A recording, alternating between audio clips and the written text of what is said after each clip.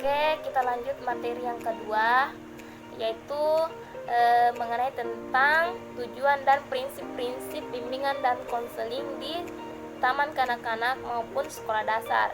Yang bagian pertamanya itu kita akan menjelaskan tentang materi tujuan dan fungsi bimbingan dan konseling di sekolah dasar maupun taman kanak-kanak.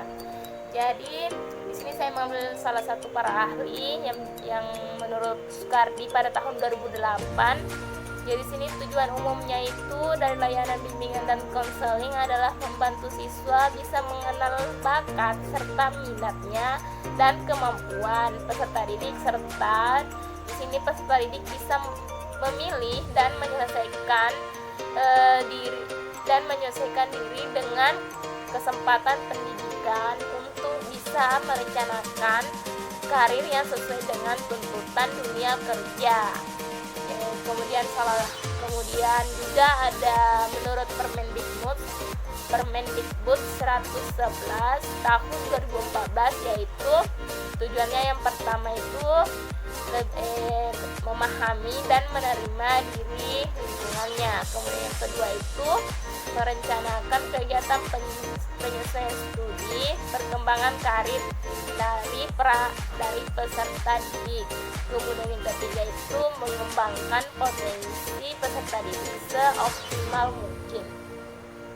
Yang keempat itu peserta didik itu bisa menyelesaikan diri terhadap lingkungannya. Yang kelima, peserta didik itu bisa mengatasi hambatan dan kesulitan yang dihadapi dalam kehidupannya sehari-hari. Kemudian yang keenam, peserta didik itu bisa mengaktualisasi dirinya secara bertanggung jawab pastinya teman-teman. Kemudian fungsi bimbingan dan konseling di sekolah dasar maupun taman kanak-kanak. Di sini menurut Priyatno menyebutkan bahwa fungsi BK itu yang pertama itu ada fungsi pemahaman.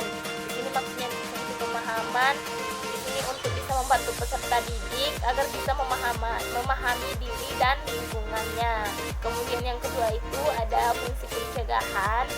Jadi maksudnya di sini tuh peserta bisa mampu mencegah atau menghindari diri dari berbagai permasalahan yang ada dalam kehidupannya sendiri. Kemudian yang ketiga itu ada fungsi pengentasan. Jadi maksudnya itu fungsi pengentasan, peserta didik itu bisa mengatasi masalah-masalah yang dialaminya.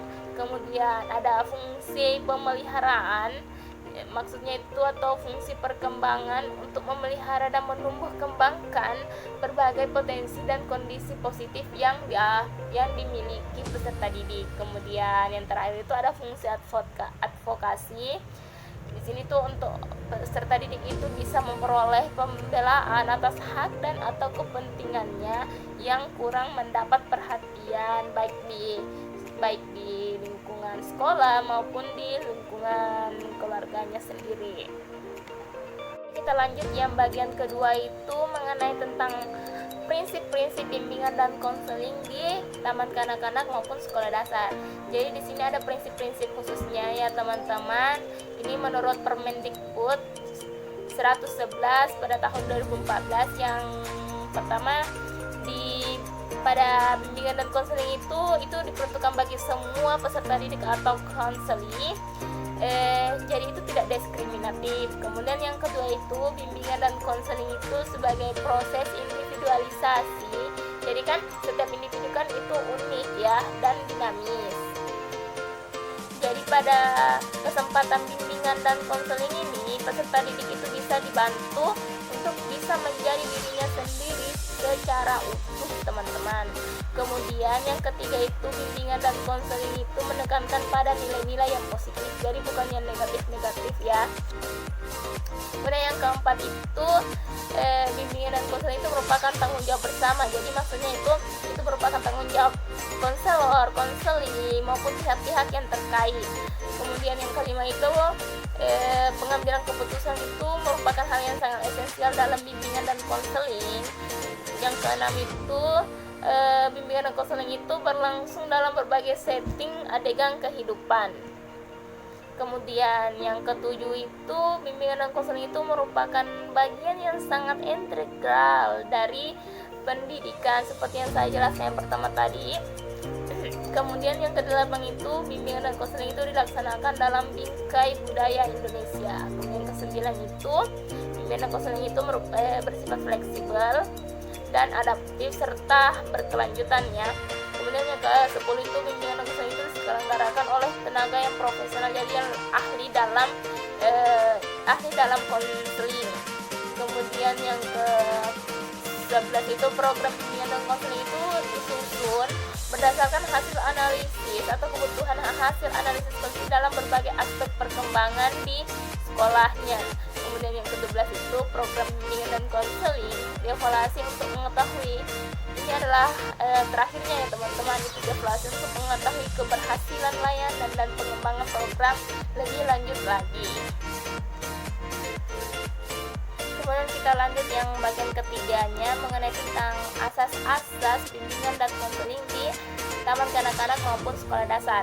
Jadi yang pertama itu pasti ada asas kerahasiaannya, karena asas kerahasiaan ini menuntut agar konseling itu bisa dirahasiakannya segenap data-data dan keterangan klien yang menjadi sasaran layanan selanjutnya.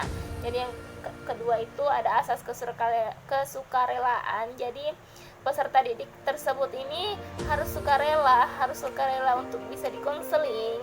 Itu tidak ada unsur keterpaksaan sama sekali. Kemudian yang ketiga itu ada asas keterbukaan. Jadi pada asas yang ini itu menghendaki agar klien itu yang menjadi sasaran selanjutnya itu klien tersebut ini bisa bersikap terbuka, yang dimana itu data-data yang akan diperoleh oleh konselor itu menjadi data yang benar, tidak bohong-bohong, atau jadi klien itu tidak berpura-pura dalam menyampaikan informasi. Kemudian yang keempat itu ada asas kegiatan. Jadi asas ini menghendaki klien itu agar dapat berpartisipasi aktif dalam layanan bimbingan dan konseling. Kemudian yang kelima itu ada asas kemandirian. Jadi maksudnya asas kemandirian di sini itu asas yang menunjukkan pada tujuan umum, yang dimana itu maksudnya tujuan ini diharapkan pada klien untuk bisa menjadi individu yang lebih mandiri lagi. Kemudian yang keenam itu ada asas kekinian. Jadi asas yang menghendaki agar objek sasaran selanjutnya atau klien ini, yakni permasalahan klien ini dalam kondisi yang sekarang yang dia alami, jadi bukan kondisi yang masih lalu baru dia mau di konseling. Kemudian ada asas kedinamisan. Jadi asas kedinamisan ini asas yang menghendaki agar isi layanan terhadap klien ini hendaknya selalu bergerak maju, tidak monoton, dan terus berkembang serta berkelanjutan sesuai dengan kebutuhan dan tahap perkembangan klien selanjutnya. Kemudian yang kedelapan itu ada asas keterpaduan. Asas keterpaduan di sini maksudnya asas yang menghendaki agar berbagai layanan dan kegiatan bimbingan dan konseling ini baik dilakukan oleh guru pembimbing maupun pihak lain itu bisa saling menunjang harmonis dan terpadukan. Kemudian yang ke-9 itu ada asas kenormatifan. Jadi di sini tuh asas yang didasarkan oleh norma-norma. Jadi ada norma agama, norma hukum, peraturan, adat istiadat yang ada di lingkungan sekitar, ilmu pengetahuan serta kebiasaan yang berlaku dalam lingkungan tersebut. Kemudian yang ke-10 itu ada asas keahlian. Asas yang diselenggarakan atas dasar kaidah-kaidah yang profesional. Jadi pada layanan konseling ini itu harus ditangani oleh memang yang ahli dalam konseling tersebut. Kemudian yang ke-11 itu ada asas alih tangan kasus. Jadi di sini tuh maksudnya asas yang menghendaki agar pihak-pihak yang tidak mampu menyelenggarakan bimbingan dan konseling tersebut tadi secara tepat dan tidak tuntas, agar sekiranya dapat mengalih tangankan kepada pihak yang lebih ahli lagi seperti psikologi maupun sebagainya. Kemudian yang ke-12 itu ada asas Tutwuri Handayani. Jadi maksudnya di sini tuh asasnya menghendaki agar pelayanan bimbingan dan konseling itu secara keseluruhan itu dapat menciptakan suasana yang mengayomi, maksudnya mengayomi seperti memberi rasa aman, mengembangkan keteladanan, dorongan serta kesempatan yang seluas-luasnya kepada klien untuk bisa lebih maju lagi ke depannya.